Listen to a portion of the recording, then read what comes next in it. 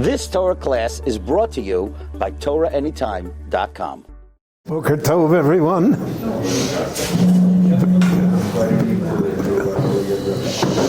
A very good Erev Shabbat.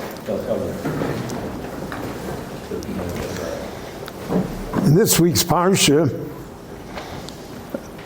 we have the mitzvah of tzitzit. And the mitzvah of tzitzit includes in it the idea of ptil Techelet, that one of the strings has to be not white, but Techelet. What is Techelet? And how do you get Techelet?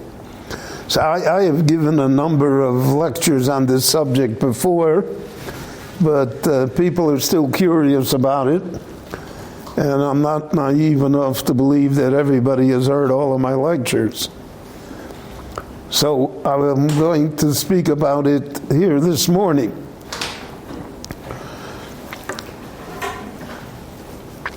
And the Torah uses the word Techelet often in the construction of the Mishkan, in the garments of the Kohanim. So there's a few basic rules. The Techelet is made from wool, and it is somehow a type of bluish green color.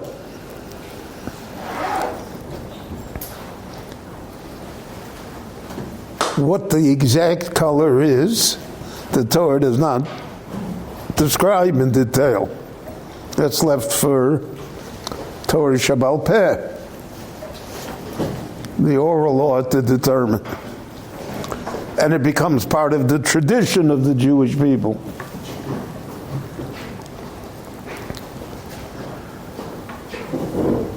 So during First Temple times and Second Temple times, apparently Techelet always was available. The Gemara describes that Techelet came from the blood of a creature called the Chilazon. The Chilazon, the Gemara does not describe to us what a Chilazon looks like. And the ability to extract the blood, the Gemara says that it has like a little pouch under its head, and from there you can extract the blood, and then the blood becomes the dye, which you dip this string of wool into this dye, and the dye is fast, it takes hold, and that's Techelet. From about the 3rd and 4th century, Techelet began to disappear from the Jewish world. The Gemara already says that Techelet was very expensive. The Gemara also says when you have things that are very expensive, you have fakers. You have people that pull off shams. So therefore, there arose all sorts of false Techelet. Techelet not created from the blood of the Chilazon, but what the Gemara calls kalai ilon, a vegetable dye. Now, when you buy the string, you don't know how it got blue. So therefore, they were able to sell the Techelet, even though it did not meet the halachic requirements of coming from the blood of a chilazon. Because of this, because of the false dealers in Techelet, and because of the exile, and the Gemara says the Chilazon only exists in the Mediterranean, and the Jews are exiled now from the coast of Israel and from the coast of present-day Lebanon. So within a century, Techelet disappears from most of the Jewish world. There are tribes in Arabia, there are tribes in Afghanistan that still had a tradition of Techelet, and they somehow were able to perform the mitzvah according to their tradition. But in the vast majority of the Jewish world, Techelet disappeared by the 4th century. The Gemara says that if you don't have Techelet, then a white string is also the mitzvah. So we had 8 white strings instead of having a string of Techelet included. That is the situation that existed for 1,400 years.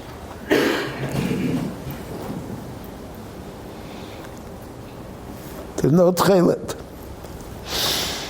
There was a Jew in Eastern Europe. His name was Rabbi Gershon Henoch Leiner. He is the son of the Radziner Rebbe. He himself is a great Hasidic Rebbe, and he's a great scholar, a great Talmid Chacham. For instance, there's no Gemara on the section of the Mishnah called Taharos, which deals with the laws of purity.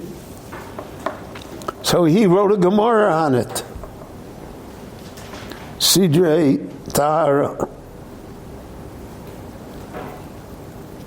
And the Gemara was taken from the entire Babylonian Talmud, wherever there was a reference to a law regarding Tahara, regarding purity.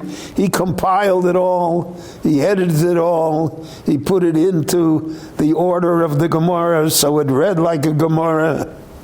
And he wrote a Rashi on the side, and he wrote a Tesis on the side. An unbelievable act of scholarship. It was too good an act of scholarship, because other rabbis objected. They said that you're making a new Gemara. Who gave you the right to make a new Gemara? So in the second edition of his Sidrei Taharos, every page had a line on top saying, this is not a Gemara. But that didn't help. So he was a lightning rod for controversy. He was a Radziner Rebbe, so that already sets you up one way. And then he had written the Sidrei Taharos, which did not have universal rabbinic approval, so now he had a second problem. But he was a tremendously innovative person. And he said, we're talking the 1850s, 1860s. He said the exile's coming to an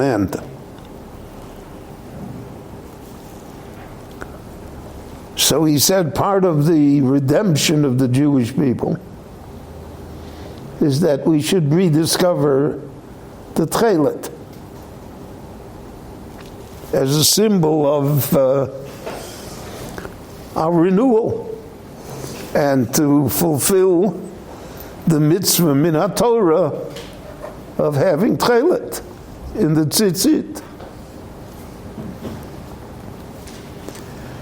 And he spent like 20, 30 years researching, trying to find the chilazon, this creature whose blood was used to create the dye that eventually created Techelet. So he's looking for the chilazon.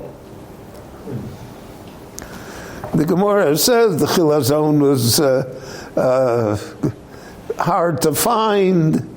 It only came, it was rare. Only once in 70 years did you find enough, and it's very expensive. The Gemara already details all the problems of how to find the chilazon. And he's determined to find it. He traveled to Italy. He even went to the Vatican. And he employed Italian scientists. And he came up with a creature that he was convinced that that was the chilazon. And if you took the blood from that creature and you dipped the wool string in it, the wool string turned blue, and a very dark blue, a blue close to purple. What we call perhaps royal blue. And we call it royal blue because of Techelet, the kings of Israel wore it. So he's got this idea, and he turns to the scientists that they should affirm that this is the chilazon.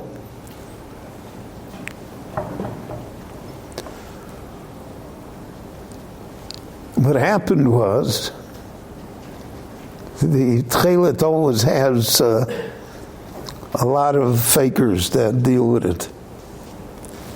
The scientists are also fakers.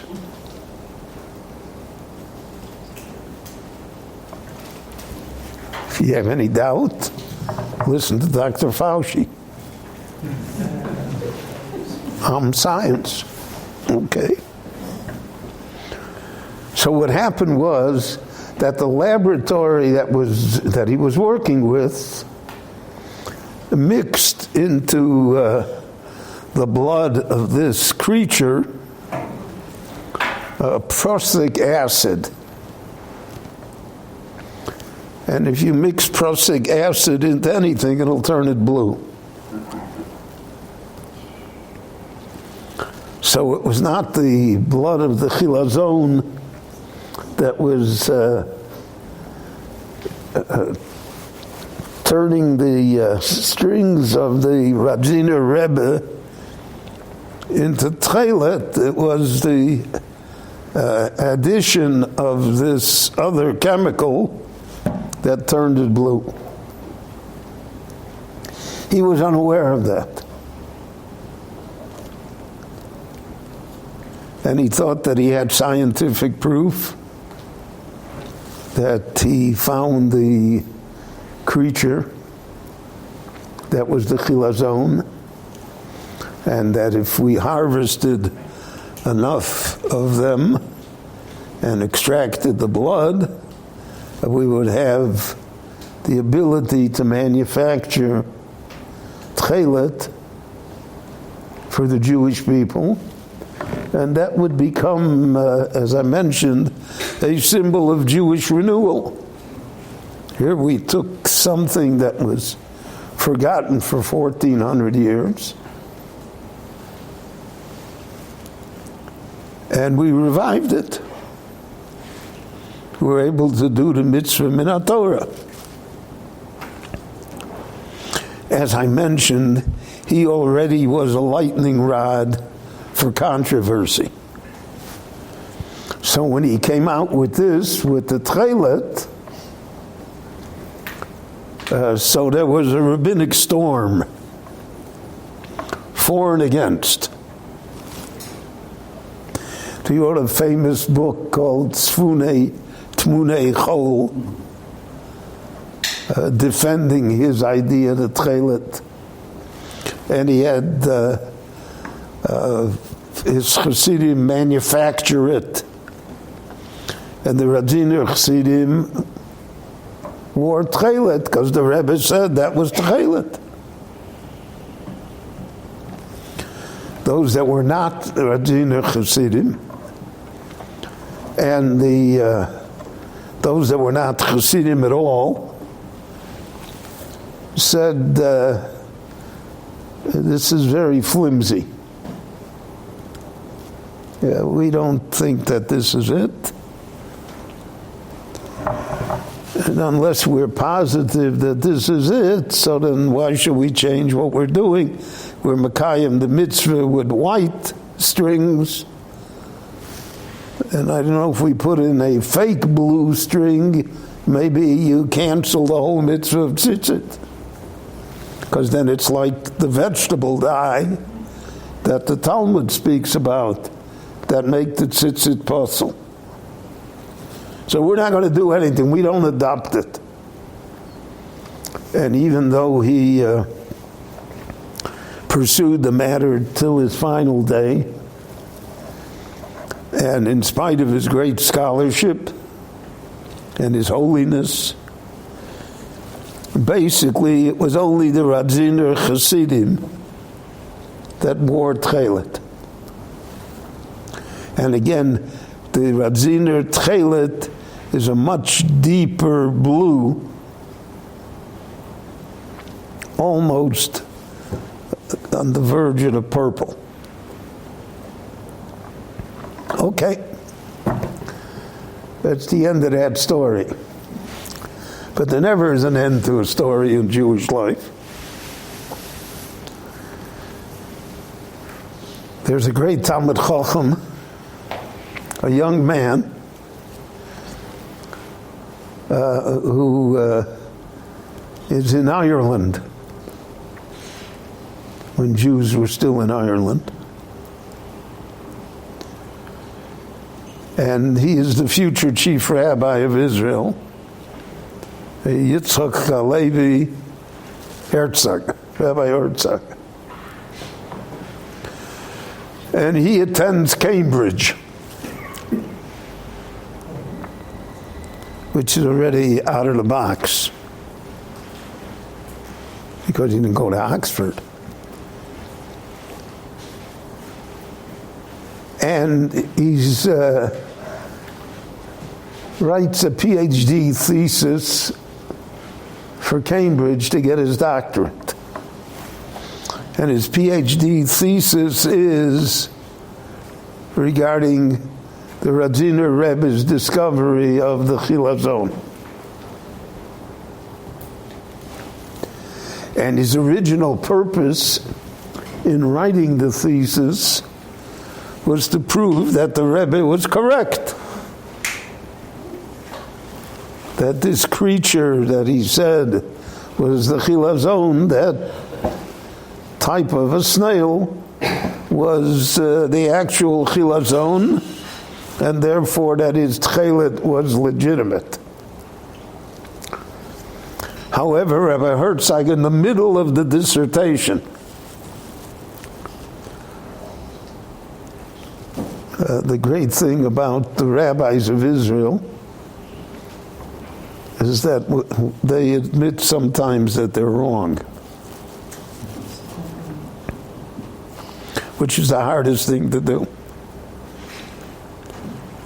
So if you're writing a dissertation and you wrote 50 or 60% of it, and then he takes it and he tears it up, because he's convinced now that the Radziner Rebbe was not right, but the Radziner Rebbe was fooled. Was fooled by the laboratory, and that's not the chilazon. And if it's not the chilazon, the Techelet is not Techelet. It's a klai, it's like a vegetable dye. It's possible, doesn't do anything.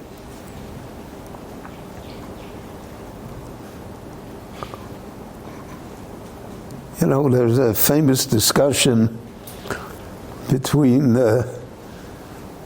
they say it's between the Nesivos and the Ktos, but it could pick any two rabbis you want. Not me, but...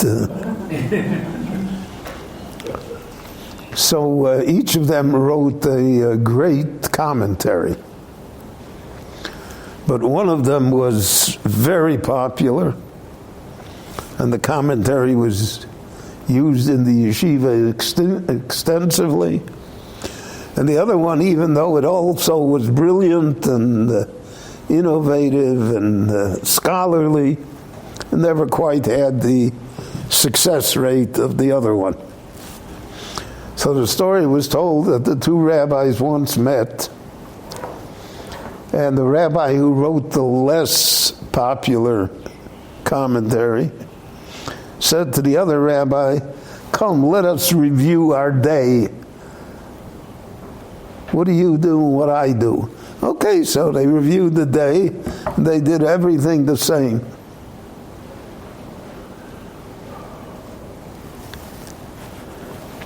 So the less popular rabbi said to the other one, "Then why is your commentary much more successful than mine?" He said, "Oh, I forgot to tell you. The last half hour in the day, I erase. I take away much of what I wrote in the day. I rethink it. The hardest thing for an author, I don't hold myself to be an author, but I write books sometimes, is to erase, because every word that you put down is holy. How can you erase it? That's why you need a ruthless editor that doesn't have compassion on your feelings." So here in the middle of his thesis, Rav Herzog tears up the thesis because he's convinced that the Radziner Rebbe is not correct here, that this is not the chilazon. And then he makes an educated guess. He says, upon researching all the snails, I think the chilazon is a snail called the Murex trunculus, which exists on the coast of Lebanon, and which has all of the hallmarks of chilazon that the rabbis listed when they discussed Techelet. He said, "I can't prove it, I don't know, but that's my guess." Okay. Fast forward. First Lebanon war. Excuse me. The Israeli army comes upon a cave in Lebanon. The cave in Lebanon is full, has millions of snail shells.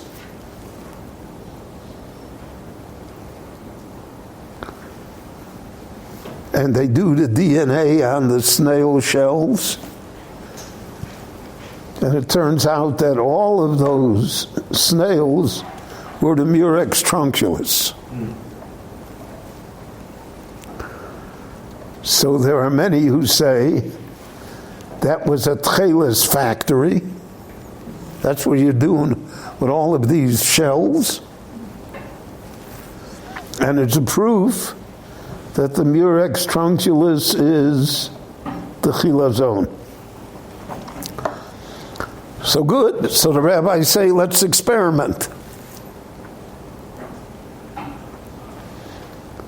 So they catch 100, 200 Murex trunculus. They break open the shells to get to the pouch of blood, and they got a bottle full of the blood. The only problem is that the blood is yellow.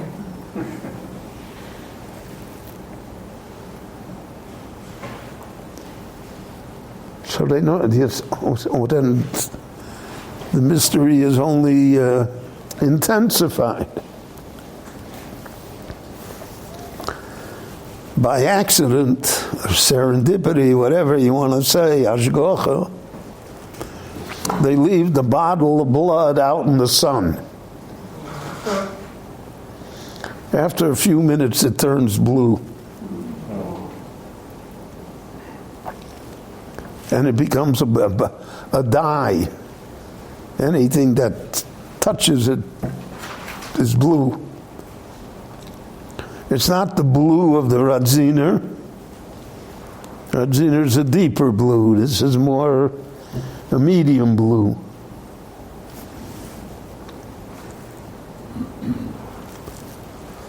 But there are those who now say that this is the chilazon is the Murex trunculus, and that from the blood of this snail we can manufacture Techeiles by leaving it out in the sun, and that we have the mitzvah of Techeiles. So there is now great rabbinic discussion, and there's an idea that even if this is the Techeiles,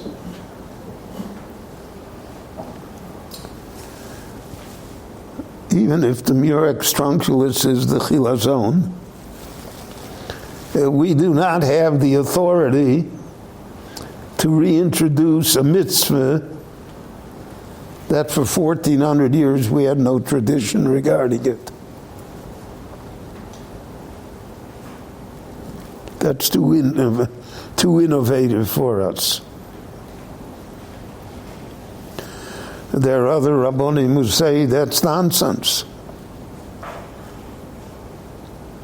If we rediscovered the chilazon and we rediscovered the method for manufacturing Techelet, so it's incumbent upon those that wear tzitzis to wear Techelet. So in today's religious world, there are hundreds of thousands that wear Techelet, and there may be an equal number or even a larger number that will not wear the Techelet. And like all good ideas in our time, this also became politicized. Because somehow wearing Techelet identifies you with the state of Israel, because you think it's at the beginning of the redemption, and that's why you're wearing Techelet. So I need not explain to you why it became controversial. Those who purport to defend Techelet say, even if it's not correct, it's no worse than wearing white. So to speak, there's no loss here. There's no risk. Others say that if you wear false Techelet, like Klai Elon, it makes your tzitzis puzzle. Not only that, because of the fact that the Techelet was forgotten for so long, there are maybe 15 different opinions among the great Rishonim and the Rambam and Rabbeinu Tam, etc., as to how to wind the Techelet.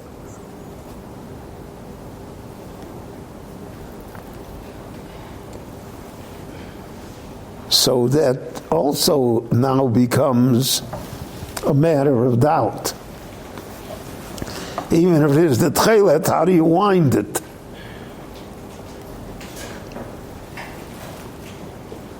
The Rambam has a unique way. The Tom has another way, and there are other Rishonim. So it remains an issue, both in halacha and in practice until today. What is fascinating is that Rav Herzog was able to guess correctly that the chilazon was the murex trunculus. And there is a thriving industry, it's near Atlit today, of fishermen that somehow harvest the murex trunculus, and then there are Techelet factories throughout the country, because there are hundreds of thousands of people who wear Techelet. So that's an interesting thing. And the Techelet became the symbol for other things as well. So I'm sure that Shiach will be able to explain it all it is. But I think it's important that you should know the narrative, because I think it's one of the most fascinating detective stories, so to speak, that have existed throughout Jewish history.